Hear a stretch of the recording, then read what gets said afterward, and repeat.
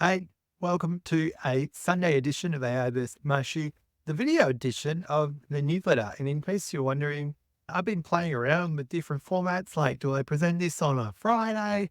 Do I get this done, on the start of the week? And honestly, Sunday just suited me this week. I have been too busy. Also, it's end of financial year. So yeah, lots of exciting things to talk about in the newsletter. That's what it looks like. You can see that at lukemarshall.net/newsletter. Very happy to have a new subscriber. It's growing organically each week, which is quite lovely. So the first thing I wanted to talk about is using ChatGPT for fashion advice. And my friend Anna shared me this post of a pleasant guy who runs startup bootcamp globally named Rude. And Rude created a use case where he uploaded his wardrobe into ChatGPT and asked it to give him fashion advice with what to wear. I thought, that's a pretty good example for people who don't understand fashion like me, like trackies and a hoodie over here.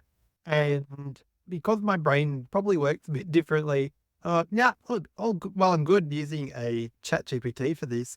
What if I try and connect the GPT to a database? And so if you go into the newsletter, I won't talk through the technical details here. I had my first stab at creating a schema, trying to get Python going, and basically looking to call to the database that are built in their table with synthetic data. So I didn't take actual photos of my wardrobe. I just mocked what my wardrobe could look like and then tried connecting it back. And yeah, it didn't quite work the way I wanted it to, but I wasn't too disappointed. And the reason why is because this is like a really fun time to just play with things and see if you can get things going and working. The worst case is you learn something. Well, the best case is you get something that really helps your workflow. For me, yeah, I'm not a coder, so I didn't know what a schema was. I'm very incompetent with Python or my understanding of Python, but I was trying to brute force my way through to connect into Airtable. Couldn't quite get it going, but I think I've learned heaps and will probably go again or reload next time. So yeah, I highly encourage you to play and have a go. The interesting thing was, when I just caved and used ChatGPT, turns out it made me look like a doofus. Yeah, like more so than how I look already. So yeah, fashion use case for GPT. Actually, really like that one. Cool. Another use case for the premium version of ChatGPT, the 4.0, which is the worst name ever in the history of the world, is you can actually edit pictures with words. So, when you use generative AI to create an image, say, I want a turnip wearing a top hat. And you're like, oh, I meant to say baseball cap. And you could try and change it to baseball cap and actually won't replicate what the image was. Well, with 4.0, you can do something, and I'll see, uploaded a headshot here. Uh, and yeah, this one of me, I actually, yeah, I don't know about that guy. But what you can do, if you can see it, then I can color in the background and say, hey, change this background. And I think I gave it something like cyberpunky or RAM and CPUs and circuit boards in the background. Unfortunately, it made it all pretty similar looking.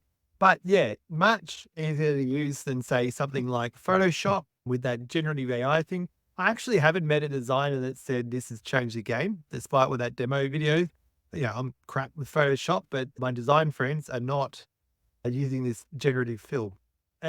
So yeah, that's another way you can do it. Cool. Next thing, or the third thing I wanted to talk about is the lead magnet biz. So I'm running this in weekly sprints, and my goal is simply to create a self-sustaining business on my own that can be supported by me using my knowledge of no code, AI, and marketing tools. And so, yeah, lead magnet biz is what we've got going. In a nutshell, I research and create lead magnets for small business owners. The insight here is that once you get past referrals, it doesn't uh, you struggle to generate more cold leads and aren't good at selling yourself with digital collateral. So that's what the lead magnet biz does. But where I'm at in the process, I am creating 2 landing pages. And a really good use case for someone like me was, hey, I'm looking to split test. What are two, prompts that I can use to split test here? And so it told me to create a short landing page, a long landing page, one with more simple copy. And so I did that and built it and just focusing on progress over perfection. And the next SAG, I haven't included this newsletter, probably next week, is that has changed since I left there. And so I'm trying to install the Pixel, and now I've got to create a server side cloud instance in Google Tag Manager.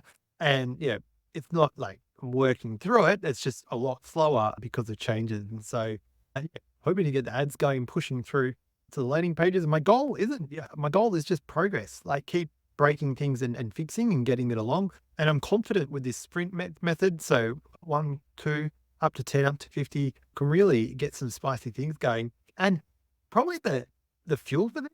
Yeah, I see a lot of naysaying about AI tools and that current iteration is crap and nobody can use them. I'm keen to prove that wrong. And if I can, I'd love to pass on this knowledge to other people and to help them because I know I'm not the only person who loves the idea of running a business on their own. Cool. So the reason why I'm tired and why I said that at the start, like this is me last Saturday at a workshop. I did a 1 day workshop with my friends at the start of group. I'm moving off. Me at Parliament, another board director was saying, Kirsty. Yeah. And that's me at a conference, the Digital Day Out. So on Thursday, a really well run event from one of the local councils near me. And yeah, Jules Thunder's there, excellent MC. And there's this guy named sorry, Harry, but you were incredible. His presentation about Studio Hulk and how it came to be was really inspirational. So that's me. I'm going to go uploading a video on a Sunday. Let me know what you think. Yeah, you can comment on the video. You can comment on the YouTube that goes there too, or you can subscribe to my newsletter, and then you get this in written form every week on a Thursday usually. And you can do that by going to lukemarshall.net/newsletter. And because I'm so kind, you actually look at all the old newsletters and read them free of charge and just go, hey, this may be for me or may not be for me. There's no tricky tripwires, and it's there. You can read it. And if you don't like it, you don't have to subscribe. How good that? All right. Enjoy the rest of your weekend and you'll see me next week.